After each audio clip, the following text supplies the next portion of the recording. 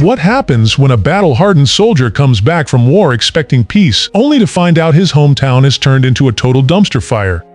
Meet Chris Vaughn. After years of active duty in the Special Forces, he's back in his quiet Washington hometown. He expects pine trees, family dinners, and maybe a normal 9-to-5 job.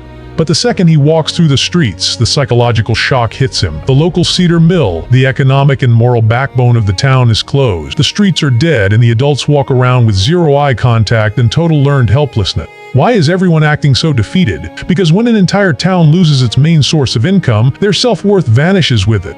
Let's talk about his old buddy Jay Hamilton. A local rich kid with an extreme god complex, Jay inherited a fortune, shut down the honorable mill, and built a massive flashy casino. But this isn't just a place to lose your paycheck on blackjack, it's a psychological trap. Jay uses the casino to distribute hard drugs, run illegal prostitution, and buy off every local authority figure. He didn't just build a business, he built a dependency loop where the town relies on his corruption just to survive. When Chris goes to the casino, he spots his old female friend working as an exotic dancer, and his childhood buddy Ray struggling as a recovering addict. You can see the immediate behavioral shift in Chris. His military observation kicks into overdrive. At the craps table, he notices the dealer using loaded dice to cheat a group of working-class locals out of their rent money. Chris confronts the dealer. Now, instead of resolving the issue quietly, Jay's head of security, a total psychopath named Booth, blindsides Chris and knocks him cold. They don't just throw him out. Booth and his thugs drag an unconscious decorated veteran into a back room, cut his chest open with a box cut,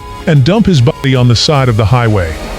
Why such extreme brutality for a simple casino fight? It's classic dictator psychology. Jay Hamilton couldn't afford to let anyone challenge his dominance. If the locals saw Chris walk away unharmed after speaking up, the illusion of Jay's absolute power would shatter instantly. Chris survives, waking up in the hospital with over 200 stitches. But the real psychological damage comes from Sheriff Watkins, a lazy, corrupt cop who subtly advises Chris to stay quiet because nobody will believe a traumatized veteran over a business owner. This is the exact moment Chris breaks mentally. He realizes the legal system isn't broken, it was intentionally redesigned to protect the predator. Would you have stayed quiet and accepted the bribe, or would you let anger destroy your life? The tipping point happens when Chris's teenage nephew, Pete, overdoses on crystal sold directly by Jay's casino staff. This is no longer about Chris's pride or his scars. This is an active threat to his family's survival.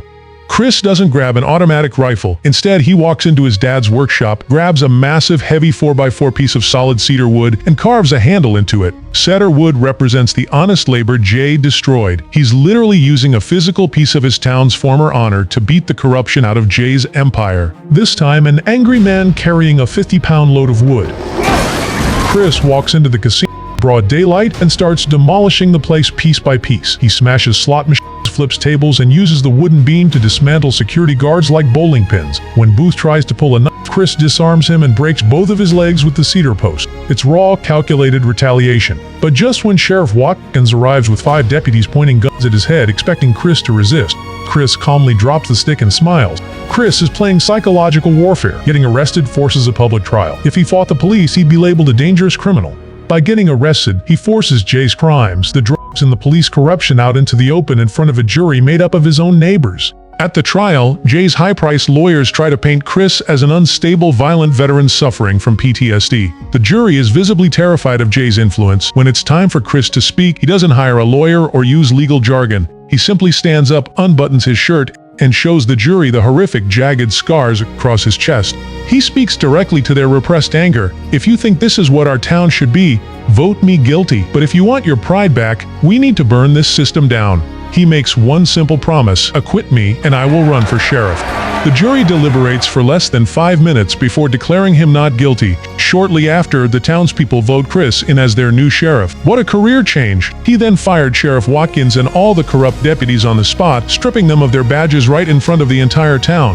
To replace them, he hired his best friend, Ray, a former addict who knew every corner of the state's criminal underbelly. The guy who knows the gutter is your strongest asset. With his cedar stick as his official weapon, Sheriff Chris systematically dismantles Jay's drug trucks and gambling operations. Jay is losing millions every day, and his fragile ego is completely crumbling. Realizing he can't bribe or intimidate Chris, Jay decides on total escalation. He hires a team of heavily armed mercenaries to wipe out the police station. One night, automatic gunfire shreds through the wooden walls. Chris, Ray are pinned down under a rain of armor-piercing bullets. Think about this for a second. If you were trapped inside a burning wooden building facing automatic weapons with only a shot, would you try to negotiate? Or would you turn into a ghost? Chris doesn't panic. Using his Special Forces tactical training, he uses smoke canisters to blind the shooters, guides Ray through a rear escape hatch, and melts into the dark forest. He shifts the game from a shootout into a hunting exercise on his home turf.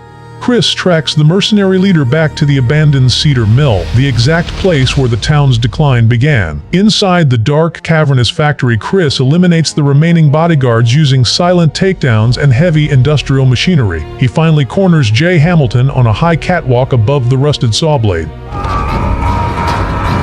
And after a brutal physical brawl across the steel rafters, crushes Jay beneath a fallen piece of mill equipment. Jay bleeds and terrified, looks up. Are you gonna kill Chris? Chris stands over him. No, you're going to a real prison, and this time, your money can't buy the judge.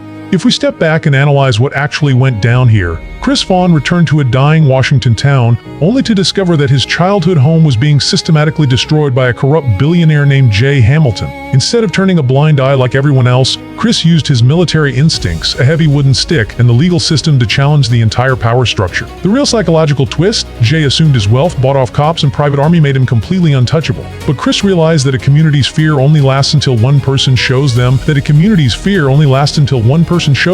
that the dictator can bleed. So do you think we're just going to stand by and watch our environment suffer injustice? Are you going to stay out of trouble and mind your own business? Or are you going to grab a big wooden stick and start fixing things yourself? Drop your hot takes in the comments below, smash that like button, and share this with that one friend who could improve things in their community.